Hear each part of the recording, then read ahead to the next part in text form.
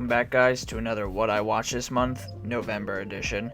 I started off the month with The Trial of the Chicago 7, and this just made me pissed off to live in a country that's so corrupt because of how timely this movie is still.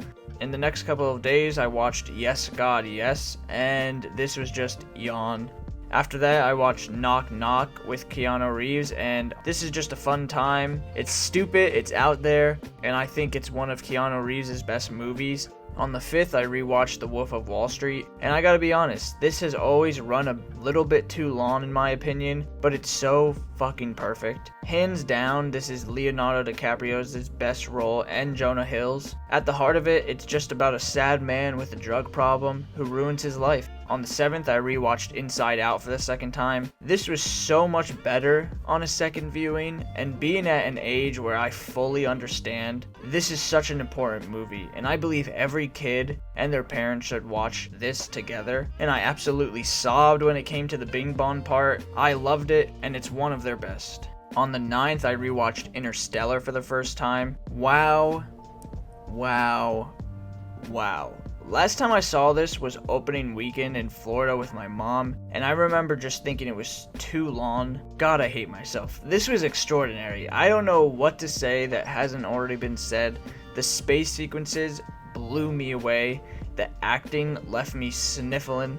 The score was magnificent and jaw-dropping. It's just a spectacle of a film. I'm just so upset with myself for not rewatching it sooner.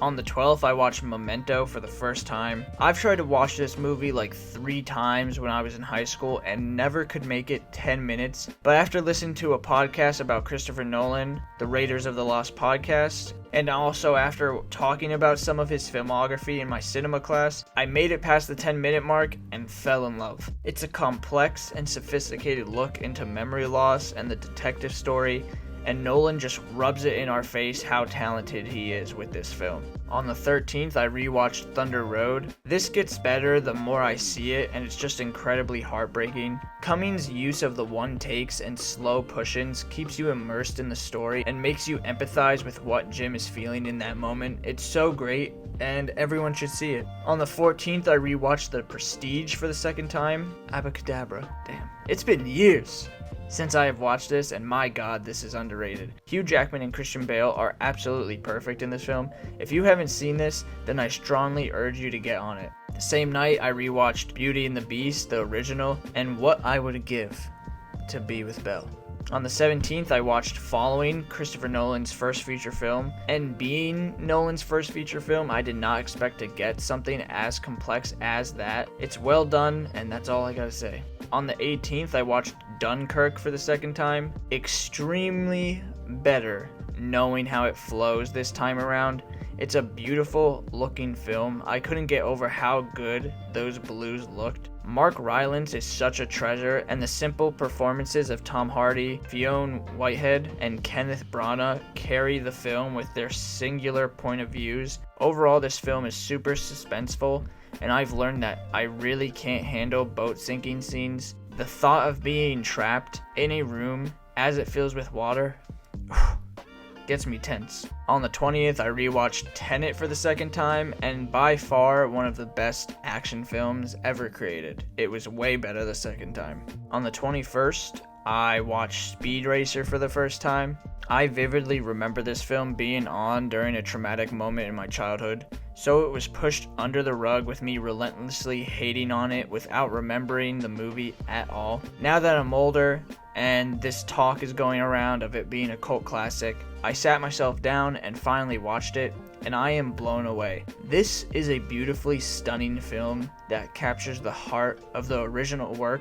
with extraordinary visuals and cinematography. Yes, the visual effects do not hold up. It runs along the lines of Spy Kids 3D and Shark Boy and Lava Girl, but with this, you appreciate it because it is clearly intentional. I got chills during some of those scenes, laughed at the ridiculous jokes, and cheered at the last race. This was a big moment in my long line of watching movies, and Speed Racer did not disappoint. On the 22nd, I watched Wanted for the first time. I'm so glad I never got this spoiled for me after all these years. It's films like these that prove how great and how creative comic book movies can be. On the 23rd and the 24th, I watched the Oceans trilogy. I really didn't expect much going into this. I just finally got to watching it after seeing Netflix put all three of them together. These were so jumbled and all over the place, but I do gotta say, the chemistry between the actors are there, and the line delivery are amazing, and Brad Pitt eating every movie. That's what I was looking forward to the most. But the plot in almost every movie was not perfectly put together, and you could tell in the second and third movie. But overall, I had a good time watching these, and it's not the best trilogy, but it's not the worst. On the 25th, I watched My Octopus Teacher, and everything is true. This is way too horny. I feel bad for the octopus that she had to deal with this guy for an entire year. Same day, I watched Hillbilly Elegy. It hurts me how bad the reviews are for this. This was a spitting image of addiction and a broken family, and yes, it's not perfect, but it does exactly what it needed to do. Plus the casting was spot on. Amy Adams was great as Bev. People saying she deserves a Razzie is ridiculous. They clearly don't know addiction. Glenn Close and Gabriel Basso were standouts as well. Also, can we just appreciate how Frida Pinto doesn't age? The same night I watched Happiest Season. Why was this the best movie I've watched this month? On Thanksgiving, I watched a Charlie Brown Thanksgiving. Nothing else to say. It's just a classic. On the 27th, I watched Win It All. Jake Johnson is a great actor. I really liked how this wasn't a gambling movie, but a movie about gambling addiction and getting your life on track. It wasn't perfect, but it wasn't awful. It was a good time. On the 29th, I watched Mike Tyson Undisputed Truth. I had to watch something after the Tyson fight, and this really had me crying in the club. On the 29th, I watched Freaky. I was really excited to see this, and after watching it, I was kind of let down. It was everything I thought it would be, but nothing else more. From the great reviews, I really thought it would be more special, but nothing truly stood out. Vince Vaughn is spectacular in this, but other than him, it would have been crap. Same day, I watched The Mystery of D.B. Cooper. The D.B. Cooper case is by far one of the most interesting unsolved mysteries ever, and this documentary does a great job at making you believe each story and theory presented before you. I have that sliver of hope that we will find out who he is, and I also believe one of the stories more than the others, but nothing beats the mystery of it never being solved. To end off that night, I watched Galaxy Quest for the first time. After years of seeing this pop up on streaming sites, I never truly knew what this was about, and that's the reason I never sat and watched it. I always believed it was just a Star Trek spoof, but then I read the synopsis real quick, and it became my late night watch, and wow, this was awesome.